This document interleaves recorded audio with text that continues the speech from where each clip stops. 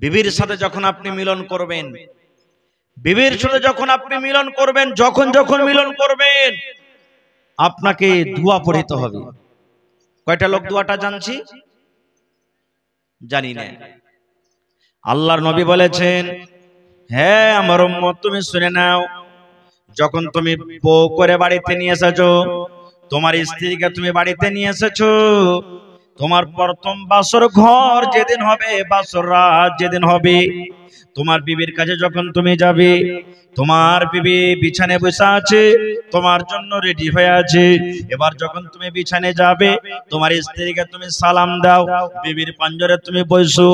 বিবির পাঞ্জরে বসার পর এই বিবির মাথার উপরকার কাপড়টা তুমি একটু হটিয়ে দাও, আর এই কপালের উপরে চুলগুলা আছে, এই চুলগুলা দুটা তিনটা পাঁচটা চুলগুলা এরকম ভাবে তুমি হাতে ধরে নাও, আর ধরে নেওয়ার পর একটা এখানে তুমি দোয়া পড়ো, আল্লাহুম্মা ইন্নী আসআলুকা খায়রাহা ওয়া খায়রা মা জাবালতা আলাইহি ওয়া আউযু বিকা মিন শাররিহা ওয়া শাররি মা জাবালতা আলাইহি। এই দোয়াটা পড়তে হবে। পড়েছি কি কেউ? জানি না, তা পড়বো কি? এবারে নবী বলেছেন, এবার তোমার বিবির সাথে তুমি যে মিলন করবে, তোমাকে এই টাইমে দোয়া পড়তে হবে। এবার দোয়া পড়লেন, ওরে সুবহানাল্লাহ, দোয়াটা আপনি পড়লেন, দোয়া পড়ার পর বিবির সাথে মিলন করলেন, আপনার শরীরটা নাপাক হয়ে গেল। আপনি যদি ওই শরীর নিয়ে নামাজ পড়েন, নামাজ আপনার হবে না। ওই শরীর নিয়ে আপনি মসজিদের ভেতরে যেতে পারবেন না, ওই শরীর নিয়ে আপনি কোরআন মাজিদ ছুঁতে পারবেন না। কিন্তু হ্যাঁ, যদি কোনো ভাই যদি বলে আমি শরীরটা আমার নাপাক হয়ে আছে, খাওয়ার আমার দরকার আছে, ওযু করে আপনি খানা খাইতে পারেন। মায়েরা খালারা ভাত রান্না করবে, মায়েরা খালারা গোসল করতে পারেনি, মায়েরা খালারা ওযু করে ভাত রান্না করতে পারে। আল্লাহ নবীর জামানাতে রোজার মাস, নবীজি রোজা করবেন, বিবির সাথে মিলন করেছে, গোসল করব বলে ঘুমিয়ে গেছেন। এখনকার মতন নয়, সুবহানাল্লাহ, যে অ্যালার্মে লাগিয়ে রাখবে, ঘড়ি আছে, তারপরে মোবাইল লাগিয়ে রাখবে, মাইকে আওয়াজ হবে, মেলায় রকম ব্যবস্থা এখন। আল্লাহ রাসূলের জামানাতে নবীজি ঘুমিয়ে গেলেন, 1 ঘন্টা টাইম আছে, আধ ঘন্টার টাইম আছে, 20 মিনিট টাইম আছে, বারবার এলান হইতে আছে। তখন এরকম এলান হতো না, একটা আজান হইতো সাহারি খাওয়ার টাইমে। এমন টাইমে নবীজি জাগলেন, ওরে সুবহানাল্লাহ, এমন টাইমে নবীজি জাগতে পারলেন। যদি গোসল করতে যায়, সাহারি খাওয়া কিন্তু ছুটে যাবে, আর যদি সাহারি খেতে যায় তাহলে কিন্তু গোসল করা কিন্তু হবে না। এমন টাইমে নবীজি জাগলেন যে যদি গোসল করতে যায়, সাহারি খাওয়া হবে না, সাহারি যদি খায় গোসল করা হবে না। ওরে সুবহানাল্লাহ, এবারে নবীজি কি করলেন দেখেন, ওযু করলেন, ওযু করার পর সাহারি নবীজি খেয়ে নিলেন। সাহারি খাওয়ার পর এইবারে ফরজ গোসল করলেন, গোসল করার পর নবীজি ফজরের নামাজ আদায় করলেন। ভাই মুসলমান, বলার উদ্দেশ্য হলো যে মানুষের শরীরটা নাপাক হয়ে যায় বিবির সাথে যখন মিলন করে কিংবা স্বপ্নদোষ যখন হয়। এবার গোসল কি এমনি গোসল, জেল গেলাম, মাথাতে হড় হড় করে পানি ঢেলে দিলাম, গোসল হয়ে গেল? জি না রে মুসলমান, দয়ার নবী ফরজ গোসল কেমন করে করতে হবে নবীজি শিখিয়ে দিয়েছেন। গোসল করার তারিকা আছে। নদীতে ডুব দিয়ে দিলাম, গোসল হয়ে গেল না। নল চালু করে দিলাম, গোসল হয়ে গেল না। বদনা দিয়ে পানি দিয়ে ভিজিয়ে দিলাম, শরীরটা গোসল হয়ে গেল না। নবীজি যে তারিকাতে গোসল করে দেখিয়ে দিয়েছেন, নবীজি যে তারিকাতে গোসল করেছেন, সেই তারিকাতে যদি আমার আপনার গোসল না হয়, সারা জীবন গোসল করতে গেল ভাই মুসলমান গোসল হলো না, গোসল হলো না। এগুলা শিখবেন কোথায়? মাদ্রাসাতে না বাড়িতে? কোথায় শিখবেন এগুলা? মাদ্রাসাতে। আল্লাহর নবী একদিন নামাজ পড়ছেন, নবীজি নামাজ পড়ে মসজিদের এক কোণাতে নবীজি বসে আছেন। হাদিস বুখারী শরীফের। একজন সাহাবী, ওরে সুবহানাল্লাহ, কোণাতে নামাজ পড়ছেন। নবীজি আমার তার থেকে দেখছেন যে আমার সাহাবী কিভাবে নামাজ পড়েন। নবীজি নামাজ পড়ে বসে আছেন, ওই সাহাবী মসজিদের আর এক কোণাতে নামাজ পড়ছেন। নামাজ পড়ে এবার নবীর কাছে চলে গেলেন, নবীকে সালাম দিলেন, আসসালামু আলাইকুম ইয়া রাসূলুল্লাহ। নামাজ পড়ে নবীর কাছে গেলেন, নবীকে সালাম দিলেন, আসসালামু আলাইকুম। নবীজি সালামের জবাব দিলেন, ওয়া আলাইকুম আসসালাম ওয়া রাহমাতুল্লাহ। এবার নবীজি কি বলছেন ওই সাহাবীকে, এ আমার সাহাবী শোনো, ইরজে ফাসাল্লে ফাইন্না কালাম তুসাল্লে। হে আমার সাহাবী তুমি শোনো, ইরজে তুমি ঘুরে যাও, তুমি ঘুরে যাও, তুমি নামাজ পড়ো, কারণ তুমি নামাজ পড়োনি। ইরজে ফাসাল্লে ফাইন্না কালাম তুসাল্লে, তুমি যাও তাড়াতাড়ি করে আগে নামাজ পড়ো, কারণ তুমি নামাজ পড়োনি। কিন্তু নবীজি দেখলেন সে সাহাবীকে যে নামাজ পড়ে এসে আমাকে কি করলেন, সালাম দিলেন নাকি? নবীজি দেখলেন তাকে নামাজ পড়তে, সেই সাহাবী নামাজ পড়ে সালাম দিলেন নবীকে। এবার নবীজি সালামের জবাব দিয়ে বলছেন, তুমি যাও নামাজ পড়ো, তুমি নামাজ পড়োনি। কি বললেন? নামাজ। এই কথাটা বললেন না যে তুমি নামাজ পড়ো, তোমার নামাজ পড়া হয়নি, এ কথা বললেন না। কি বললেন? তুমি নামাজই পড়োনি, তুমি নামাজ পড়ো। নামাজ পড়া হয়নি আর নামাজ পড়েনি, পার্থক্য আছে না নেই? বলেন, পার্থক্য আছে না নেই? সেই সাহাবী চলে গেলেন, নামাজ পড়লেন। আবার নবীজি আমার দেখছেন আমার সাহাবী কিভাবে নামাজ পড়ছেন, আবার দ্বিতীয়বার নামাজ পড়লেন। নামাজ পড়ার পর সেই নবীজিকে সালাম দিলেন, আসসালামু আলাইকুম। নবীজি জবাব দিলেন। এবার নবীজি আবার বলছেন, ওরে আমার সাহাবী তুমি ঘুরে যাও, নামাজ পড়ো, ফাইন্না কালাম তুসাল্লে, তুমি নামাজ পড়োনি। এবারও নামাজ নবীজি বললেন না তোমার নামাজ পড়া হয়নি, নবীজি বললেন তুমি নামাজ পড়ো, কারণ তুমি এখনো নামাজ পড়োনি। চলে গেলেন, আবার তৃতীয় নম্বরে নামাজ পড়লেন সে সাহাবী। এ জমানার মানুষ যদি হইতাম তো কত মনে মনে গাল দিতাম, আমি সালামুলবি কত নামাজ পড় জানিস তুই? হ্যাঁ, কত বড় তুই নামাজির বেটা, নামাজি হয়ে গেছিস। আমি বারবার নামাজ পড়ছি আর তুই কইছিস নামাজ পড়া হয়নি। সুবহানাল্লাহ। সেই সাহাবী চলে গেলেন, যাওয়ার পর এবারে 3 নম্বরে নামাজ পড়লেন। তৃতীয়বার নামাজ পড়ার পর এবার নবীজি আবার যা বলছেন, আসসালামু আলাইকুম ইয়া রাসূলুল্লাহ। দয়ার নবী আবার বললেন, ও আমার সাহাবী, ইরজে ফাসাল্লে ফাইন্না কালাম তুসাল্লে, তুমি যাও বাবা নামাজ পড়ো, কারণ তুমি এখনো নামাজ পড়োনি। হাদিসে এসেছে 3 বার কিংবা 4 বার নবীজি বলেন যাও নামাজ পড়ো, নামাজ পড়ো, নামাজ পড়ো। বারবার নামাজ পড়ছে না, নবীকে এসে সালাম দিচ্ছেন। নবীজি বলতে আছেন নামাজ পড়ো, তুমি নামাজ পড়োনি। 3 বার কিংবা 4 বার যখন হয়ে গেছে, তখন সেই সাহাবী বলছেন, আল্লিমনি ইয়া রাসূলুল্লাহ। ওরে সুবহানাল্লাহ। সেই সাহাবী বললেন, আল্লিমনি ইয়া রাসূলুল্লাহ, আল্লাহর নবী গো আপনি আমাকে নামাজ পড়া শিখিয়ে দেন গো নবীজি।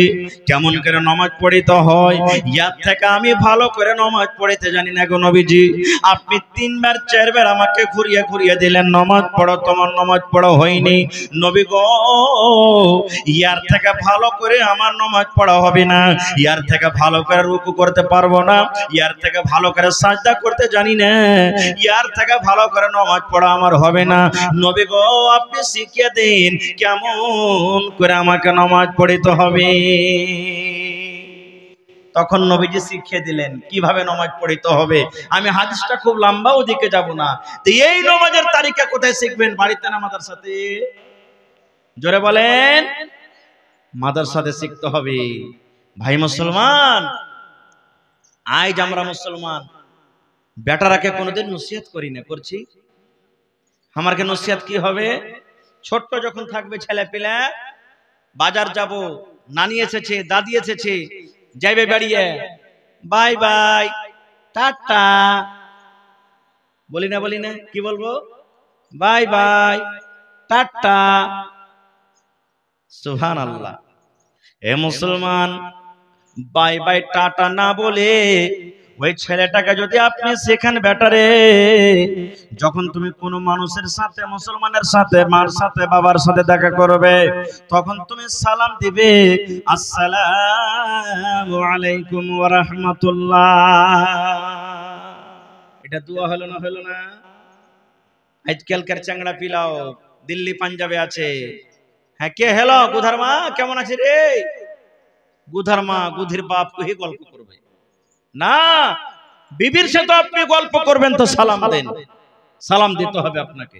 কিন্তু জানি না তার লাগে না গুধার মা গুধির বাপ নাকি কেমন আছিস বে, এই শালা হারামি কুন্ডে চলে গেছে বে, এই বিবিকে এরকম করে কথা বলবে না ভাই। বাচ্চাকে সালাম শেখান।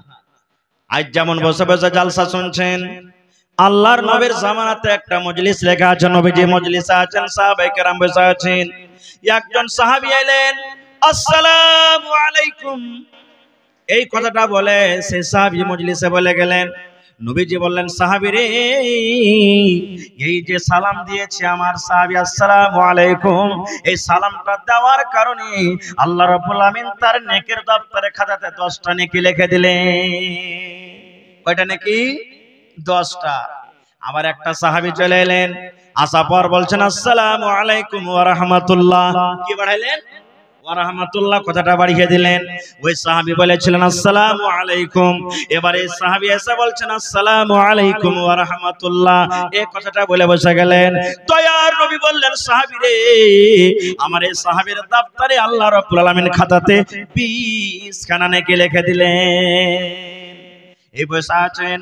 আবার একটা সাহাবী এসে বলছেন আসসালামু আলাইকুম ওয়া রাহমাতুল্লাহি ওয়া বারাকাতুহু।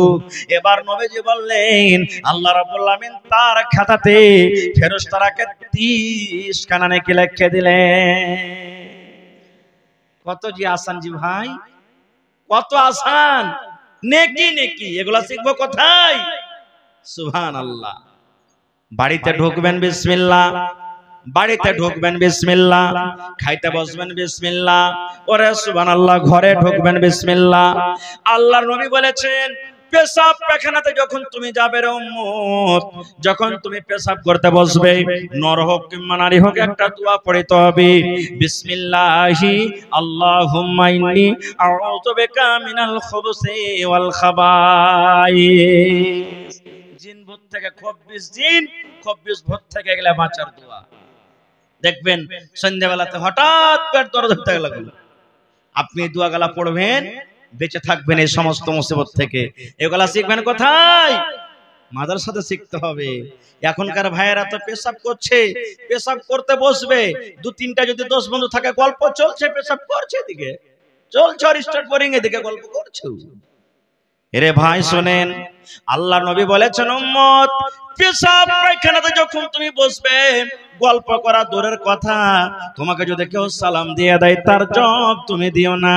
আসসালামু আলাইকুম, আপনি পেশাব করতে বসে আছেন, কোন মানুষ রাস্তা দিয়ে চলে যায়, আর আপনাকে যদি জবাব দিতে সালাম দিয়ে দেয় আসসালামু আলাইকুম, আপনাকে নবী বলেছেন সালামের জবাব তোমাকে দিতে হবে না। তুমি পেশাব পায়খানা থেকে ফারিগ হয়ে যাও, আর ফারিগ হওয়ার পর তখন তুমি সালামের জবাব দাও।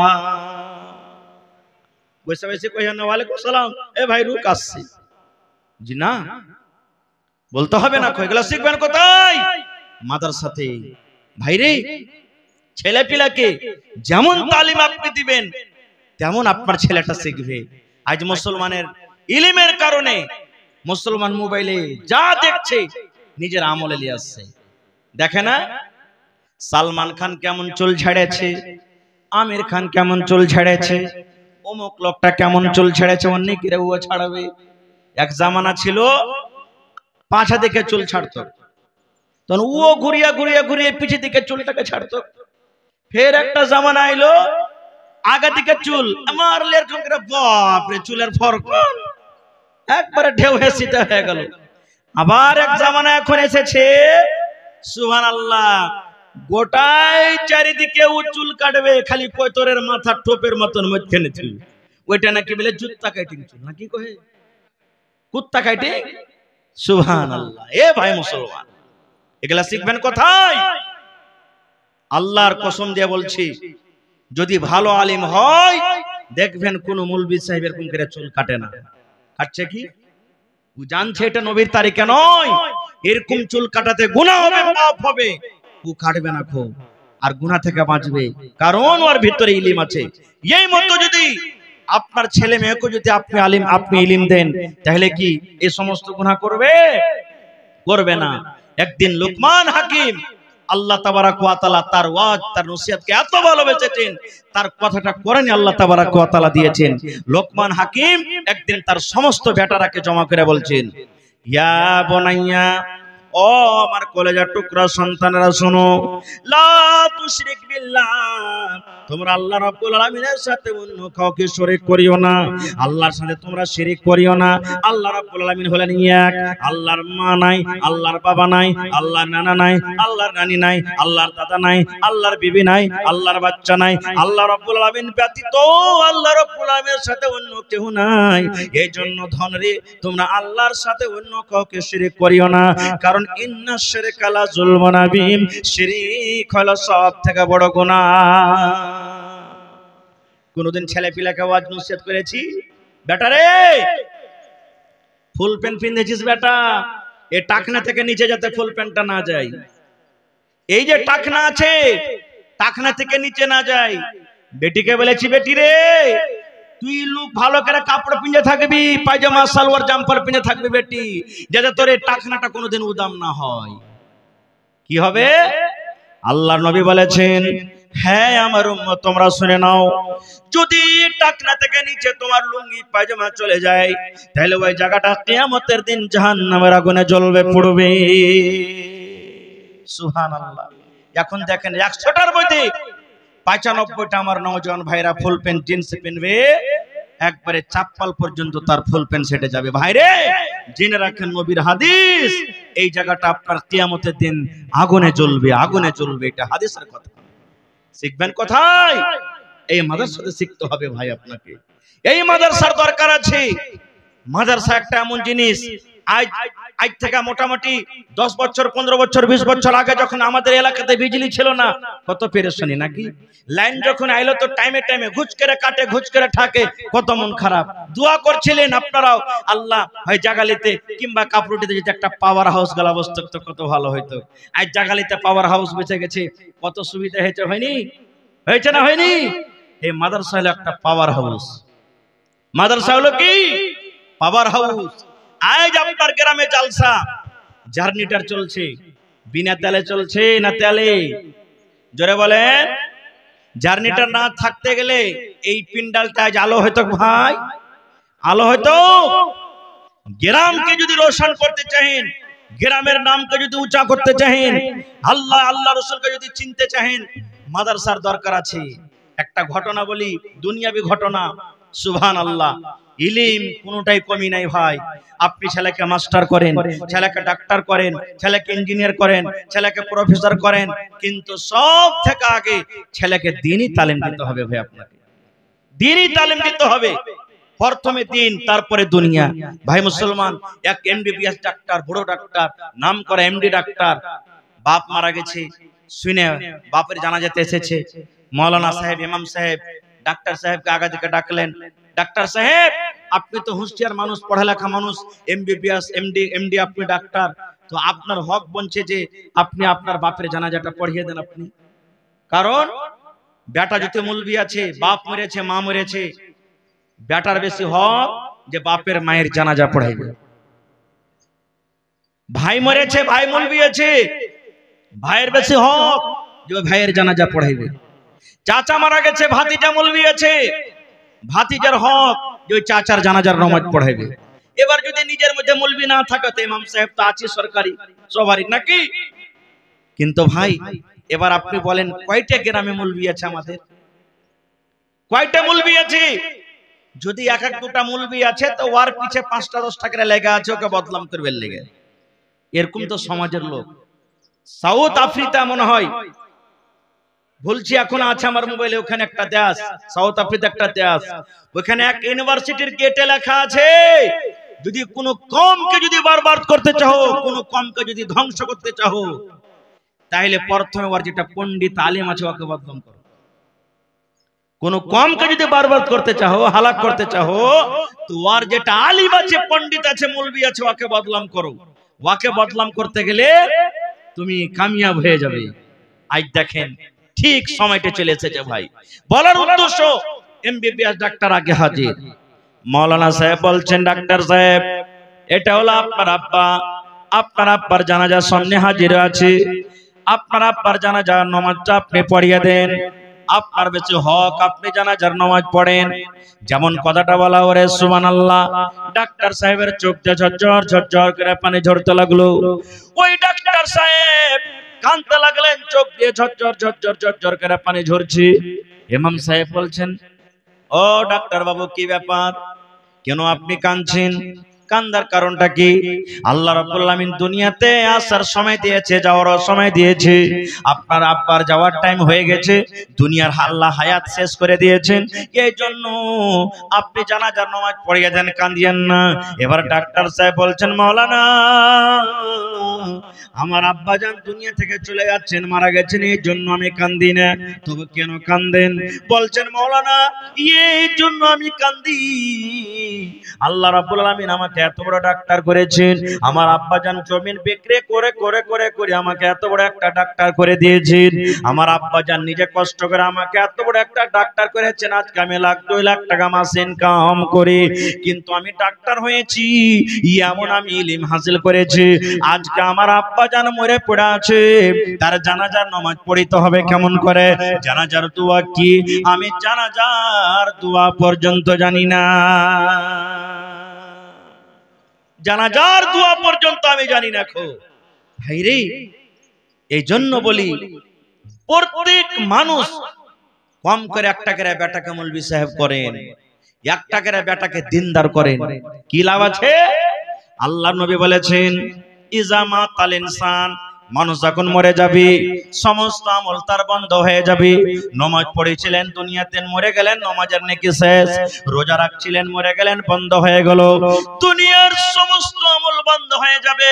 কিন্তু নবীজি 1400 বছর আগে এলেন করেছেন, উম্মতরে ইল্লা মিন সালাসা, তিনটা আমল এমন আছে, তুমি কবরে চলে যাবে, কবরের ভিতরে তোমার জায়গা হয়ে যাবে, মরার পর সেই আমলগুলো কিন্তু বন্ধ হবে না। একটা তার মধ্যে হলো সাদকায়ে জারিয়া। সাদকায়ে জারিয়া কাকে বলে? এই যে আপনি আজকে মাদ্রাসা বানাতে বসেছেন, একটা মাদ্রাসা হবে, ওরে সুবহানাল্লাহ, মাদ্রাসা বনে যাবে, ছেলেরা কোরআন পড়বে, মেয়েরা কোরআন পড়বে, ওই মাদ্রাসা আপনার আবাদ হবে, মাদ্রাসা চলবে। আপনি মাদ্রাসা কায়েম করে দুনিয়া থেকে চলে গেলেন, আল্লাহ রাব্বুল আমিন এই সাদকায়ে জারিয়া মানে এই নেকিটা মরার পর আপনার কবরে আল্লাহ দিতে থাকবেন। একটা হলো নেককার সন্তান, বেটা হোক কিংবা বেটি হোক, ওরে আল্লাহ আপনি দুনিয়া থেকে চলে গেলেন, আপনার ওই নেককার বেটা বেটি আল্লাহ রাব্বুল আলামিনের দরবারে যদি দোয়া করে, রব্বির হামহুমা কামা রব্বায়ানি সগীরা, রব্বির হামহুমা কামা রব্বায়ানি সগীরা, এটা হলো মা বাবার জন্য দোয়া। মা বাবার জন্য দোয়া করবেন, রব্বির হামহুমা কামা রব্বায়ানি সগীরা। আর অন্যান্য দোয়া আছে।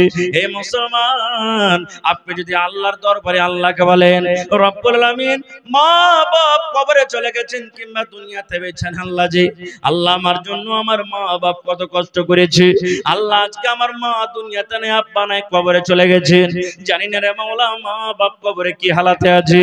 আল্লাহ তোমার নবী বলেছেন, নেককার বেটা বেটিরা যদি মা বাবার জন্য দোয়া করে, আল্লাহ রাব্বুল আমিন তার দোয়াটাকে কবরে পৌঁছে দেন। আল্লাহ নিয়াতে তোমার দরবারে দোয়া করছি, আল্লাহ আমার মা বাবার জানা অজানা, সাগীরা কাবীরা জাহিরা বাতেনা জীবনের যত গুনাহ আছে আল্লাহ তুমি মাফ করে দাও। আল্লাহ তার কবরে তুমি জান্নাতের বিছানা দিয়ে দাও। এই দোয়া যদি আপনি করেন, আল্লাহ তাবারাক ওয়া তাআলা আপনার এই দোয়াটাকে মা বাবার কবরে আল্লাহ পৌঁছে দিবেন। ভাই মুসলমান, বলার মেলায় কথা আছে ভাইরে, শেষ কথা, ইলম জরুরি আছে। ইলম বিনা মানুষের জীবনটা আধুরা, ইলম বিনা মানুষের জীবন একবারে আধুরা। আল্লাহ রাসূল বলেছেন, রাত আর দিন কি সমান? রাত দিন সমান যে ভাই, জোরে বলেন, রাত আর দিন কি বরাবর? দিনের বেলাতে লাইটলে হাঁটেন না রাতের বেলাতে? রাতের বেলাতে। এই মতো রাত আর দিন যেমন বরাবর হইতে পারে না, এই মতো যারা জানে আর যারা জানে না কোনোদিন সমান হইতে পারে না, কোনোদিন সমান হইতে পারে না। ভাই মুসলমান, মানুষরা বলে বেটিকে পড়িয়ে লিখছে কি করবো রে, আজ সুবহানাল্লাহ ছোট ছোট বেটি ছেলেগুলা কত সুন্দর তাকরীর করলে। ভাই এই ছেলে একটা বেটাকে যদি আপনি পড়ান, একটাই লোককে পড়াইলেন, একটা বেটাকে পড়ান একটাই লোককে পড়াইলেন, আর একটা যদি বেটিকে পড়ান তো একটা পরিবারকে আপনি পড়াইলেন। কেন? বাপ মাঠে কামে কাজে চলে যাবে, বাপ কামে কাজে চলে যাবেন, সুবহানাল্লাহ অফিসে চলে যাবেন, দুনিয়ার কামে চলে যাবেন। ওই বেটি আপনার মা হবে একদিন, ওর কোলে বাচ্চা থাকবে, ওর কোলে বাচ্চা থাকবে, ওই বাচ্চাটা লালন পালন করবে। মা যদি পড়ালেখা হয়, শরীয়ত বিরোধী কাজ বাচ্চাকে করতে দিবে না। আল্লাহ রাসূলের হাদিস আছে, পশ্চিম দিকে পূর্ব দিকে মুখ করে তুমি পেশাব পায়খানা করিও না। এর হাদিসটা কতটি লোক জানছি? সবাই জানছি ভাই? জানি না, যেদিকে মনে হলো পেশাব করতে শুরু করে দিলাম। আল্লাহ রাসূল বলছেন তুমি ছুপ খানটা পর্যন্ত পশ্চিম দিকে ফেলিও না। হাদিসের কথা। ছুপ যে আছে মুখে, আমরা পান খাচ্ছি, গুটখা খাই, পেচার পেচার বোতকের মতন চলতে থাকছে, যেদিকে মনে হলো সেদিকে ফেলে দিল। জি না, যেমন পেশাব পায়খানা আপনি পশ্চিম দিকে করতে পাবেন না, এই মতো আপনাকে আদব, এটা হলো একটা আদব, কিবলার সম্মান দেখাতে গিয়ে আপনাকে ছুবও কিন্তু ফেলতে হবে না পশ্চিম দিকে মুখ করে। না হলে পড়ালেখা যদি মা খালা না হয় কেমন হবে জানেন? আমি এর আগে হয়তো জালসাতে বলেছি, আগেকার জামানাতে এখানে পুরা পুরানা মানুষ মেলায় বসে আছে, যখন ছেলে পেলা বিছানে মুত্তক, মা খালারা রাইতের বেলাতে, এখনো মেলায় জায়গাতে হয়েছে, পেশাব করতে বাচ্চাটাকে আঙিনাতে নিয়ে যেত, আর আঙিনাতে নিয়ে যাও ওকে দোয়া শিখাইতো, পড়রে মরার বেটা মরা পড়িস না, দোয়া পড়ে শিখিস না, ওই লেগে তুই মুচ্ছিস। কি দোয়া? এক বাত্তা, দু বাত্তা, তিন বাত্তা, ঘর সুত্তা বাহির মুক্তা, শিখাতো না ভাই গিলা? ছেলেটা পড়বে না, মর তো ঠেন মররে বেটা মর, পড়বি না তুই, বিছানা কেন মুচ্ছিস? এক বাত্তা, দু বাত্তা, তিন বাত্তা, ঘর সুত্তা বাহির মুক্তা। আচ্ছা কহেন তো এটা কি কোন হাদিসের কিতাবে লেখা আছে? মাওলানা জিজ্ঞাসা করেন। ওরে সুবহানাল্লাহ, ওই মা যদি পড়ালেখা হতো, মা যদি ইলম শিখতো, মার ভিতরে যদি জ্ঞান থাকতো, মা এক বাত্তা দু বাত্তা বেটারাকে শেখাতো না। মা বলতেন বেটারে, আল্লাহর নবীর হাদিস আছে রে বেটা, দয়ার নবী বলেছেন যখন তুমি পেশাব পায়খানাতে বসবে তখন এই দোয়াটা পড়বে, বিসমিল্লাহি আল্লাহুম্মা ইন্নী আউযু বিকা মিনাল খুবুসি ওয়াল খাবাইস। এই দোয়াটা মা শিখাইতো, এইজন্য বেটিরাকে শিখাইতে হবে। এক কবি বলছেন, औरत घोइटा कुढ़ाएगी फिर भी पढ़ने जाएगी। औरत लड़की घोइटा कुढ़ाएगी फिर भी पढ़ने जाएगी। बेटी छेले घूठा कुढ़ाइबे, बेटी छेले झाड़ दिबे, बेटी छेले गोबर तुलबे, बेटी छेले दुनियार काम करबे किन्तु पढ़ितो जाबे। मेलाय मानुष कहे पढ़िए लेखा কি করবে অত বেটি রাখবে? ই তো লোকের বাড়িতে যায় কি করবে? রুটি বানাবে, ভাত রান্না করবে, এই করবে ওই করবে, বেটি ছেলেকে ফের কত পড়ায়? সুবহানাল্লাহ। এ ভাই মুসলমান, না, হযরত ওমর রাদিয়াল্লাহু তাআলা আনহু যখন খলিফা হলেন, রাজা হলেন, হযরত ওমর ফারুকের কাম কি জানেন? এখনকার তো রাজা নেতা যারা হবে, যখন জিতে নিলে বাস আর লয়, কারোর মুখ দেখাবে না নাকি?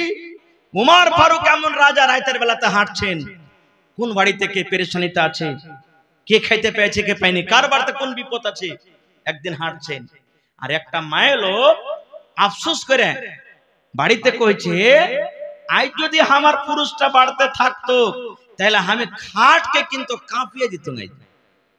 তার খাহিশ এত উঠেছে, সুবহানাল্লাহ, মনের যেটা একটা নর নরীর সব সকলের যে একটা মনের আকাঙ্ক্ষা আছে মনে উঠেছে, বলছে যদি আজ আমার স্বামীটা বাড়িতে থাকতো আমি খাটকে হিলিয়ে দিতাম। উমর ফারুক কিন্তু কানে শুনে নিলেন, শুনে লওয়ার পর ফতোয়া জিজ্ঞাসা করতে গেলেন কাকে? নিজের বেটিকে। আর বেটিকে জানেন? নবীজির স্ত্রী। নবীজির স্ত্রী হলেন হযরত ওমর রাদিয়াল্লাহু তাআলা আনহুর বেটি। চলে গেলেন, এবার বেটিকে বলছেন, বেটি রে একটা ফতোয়া জিজ্ঞাসা করতে এসেছে রে আম্মা। কি ফতোয়া? বলছে বেটি রে, একটা মহিলা একটা নারী নিজের স্বামী ছাড়া কতদিন থাকতে পারে? একটা মহিলা, একটা নারী নিজের স্বামী ছাড়া একা একা কতদিন থাকতে পারে রে বেটি? হয়তো আর স্বামীটা খাটতে চলে গেছে, বিদেশে চলে গেছে, যুদ্ধতে চলে গেছে, এবার ওই স্বামীটা ছাড়া একটা মহিলা কতদিন থাকতে পারে? এবার ফতোয়া দিয়ে দিলেন স্বামী গো, আব্বা গো, একটা বিহাদারি মেয়ে ছেলে 3 মাস কিংবা 4 মাস নিজের স্বামী ছাড়া আলাদা থাকতে পারে। যেমনই কথাটা শোনাম, এবার হাজরাত তোমার রাদিয়াল্লাহু তাআলা আনহু খবর নিলেন তার স্বামীটার বাড়ি ছাড়া কতদিন হইল, না তো ঠিক এতদিন হয়ে গেল। তাড়াতাড়ি করে হাজরাত তোমার রাদিয়াল্লাহু তাআলা আনহু চিঠি লিখে পাঠিয়ে দিলেন, ও আল্লাহর নবীর বীর মুজাহিদেরা শোনো রে, ও আমার বন্ধুরা তোমরা শোনো, 4 বাড়ি ছাড়া 3 মাস 4 মাস হয়েছে, তোমরা তাড়াতাড়ি করে বাড়ির দিকে তোমরা রওনা হয়ে যাও, বাড়ির দিকে তোমরা রওনা হয়ে যাও। ভাইরে বলার উদ্দেশ্য হলো, যদি এই বেটি যদি না পড়তো তাহলে ফতোয়া দিতে পারতো? ভাই পারতো কি? জীবনে পারতো না। আল্লাহর নবী একদিন বসে আছেন, নবীজির স্ত্রী নবীর পাঞ্জরে বসে আছেন, একজন মহিলা এসে নবীকে প্রশ্ন করছেন, ইয়া রাসূলুল্লাহ, মায়ের লোকের যদি স্বপ্ন দোষ হয় তাহলে কি তাকে গোসল করতে হবে? কি বলছেন? মায়ের লোকের যদি স্বপ্ন দোষ হয় তাকে কি গোসল করতে হবে? রাসূল বললেন, জি হ্যাঁ, যদি মহিলাদের যদি স্বপ্ন দোষের পর দেখে যদি কোনো ভিজে বা কাপড় ভিজে থাকে তাহলে কিন্তু গোসল করতে হবে। লম্বা হাদিস। ভাইরে মাওলানা চলে এসেছেন, শেষ কথা, মাদ্রাসা চালান ভাই। এই মাদ্রাসা মসজিদ একটা এমন জিনিস, ইয়াকার কোনো মানুষের ক্ষমতা নেই যে চালাইতে পারবে। আমার ভাই হোসেন সাহেব ধন্যবাদ জানাই, এত বড় মাদ্রাসা খোলার ইরাদা করেছে। বাইরে একটা খুব বড় হাতিয়ার, বড় সম্পদ, বড় দৌলত। মাদ্রাসা একটা খুব জরুরি আছে আপনার গ্রামে, এই জন্য মাদ্রাসা একটা দরকার আছে। মাদ্রাসা চালাইতে গেলে বিনা টাকাতে চলবে না, যেমন জার্নিটার বিনা তেলে চলে না, মাদ্রাসা চালাইতে গেলে বিনা টাকাতে মাদ্রাসা চলবে না। মাদ্রাসার ঘর বানাইতে হবে, মাদ্রাসাতে মাটি ভরতে হবে, মাদ্রাসাতে কুরসি লাগবে, মৌলভীকে বেতন লাগবে, বেঞ্চ লাগবে, টেবিল লাগবে, বিভিন্ন রকমের খরচ আছে ভাই। দেখি এই জন্য আজকে এই মাদ্রাসার জন্য কোন ভাই এমন আছেন 1 কাঠা জমি দান করতে পারবেন? 1 কাঠা জমি দান করতে পারবেন? দেখি কোন আল্লাহর বান্দা আছেন মাদ্রাসার জন্য? মাদ্রাসাটা আপনার যেখানে আছে আশেপাশে থাকলে আপনি লাগিয়ে দেন, আর যদি না থাকে মাঠে ময়দানে কোন জায়গাতে আছে বিক্রি করেন, আর বিক্রি করে মাওলানা যা টাকা হবে আমি মাদ্রাসাতে লাগিয়ে দেব। আছেন কোন আল্লাহর বান্দা? 1 কাঠা না পারবেন 1 ডিসমিল? দেখি কোন আল্লাহর বান্দা একটা কেউ এমন আছে 10,000 টাকা একটা লোক দান করতে পারবেন এই মাদ্রাসার জন্য? দেখি কোন আল্লাহর বান্দা এমন আছেন 2, 4, 5টা 5,000 টাকা একটা কেউ কোন আল্লাহর বান্দা দান করতে পারবেন? ভাইরে আমি বেশি সময় নেব না, আমার মেহমানে কেরাম হাজির হয়ে গেছেন, খুব লম্বা বড় সফর করে এসেছেন, তাদেরকে শুনতে হবে। 10 মিনিটের মধ্যে 5 মিনিটের মধ্যে আপনাদের মূল্যবান দান দেখি যেটা যা নিয়ত করে এসেছেন আল্লাহর রাস্তায় চট চট চট চট চট করে আমার হাতে দিয়ে দেন, আমি দোয়া দেব, আপনাদের কাছ থেকে দোয়া নেব, এখান থেকে বিদায় হয়ে চলে যাব। দেখি আল্লাহর রাস্তায় কেউ আসেন তো। একটা লোক 10,000 টাকা 1 কাঠা জমিনের আমি আবদার করেছি, মেলায় জালসাতে জমিন পাওয়া গেছে, মসজিদের জন্য, মাদ্রাসার জন্য, বিভিন্ন জায়গাতে পাওয়া গেছে। আজকে দেখি আপনার মাঠে ময়দানে কোন জায়গাতে আছে, মাঠে হোক, ডিহি বাড়ি হোক, রোডের কান্নাতে হোক, চষতে হোক, যেখানে হোক, আপনি 1 কাঠা জমিন আপনি দান করেন, আল্লাহ তাবারাক ওয়া তাআলা আপনার সাদকায়ে জারিয়া হিসাবে আপনার দানকে কবুল করবেন। আসেন দেখি কোন আল্লাহর বান্দা আছেন 1 কাঠা জমিন, আর একটা লোক 10,000 টাকা, একটা লোক 5,000 টাকা, এবং আসেন দেখি 50টা লোক 1,000 1,000 2,000 1,000 2,000 করে। মা খালারাকে বলবো, হে আমার মায়েরা,